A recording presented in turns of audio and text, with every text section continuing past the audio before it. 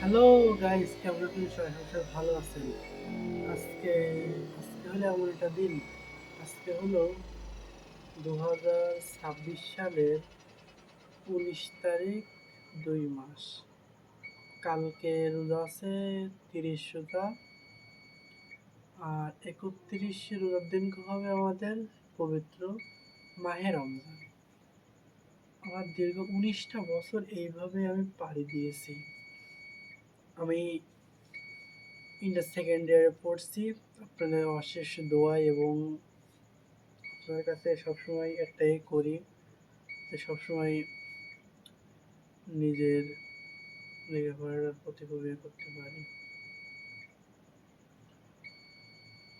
এটা মূলত আমার আব্বুরই ফার্নিচারের দোকান।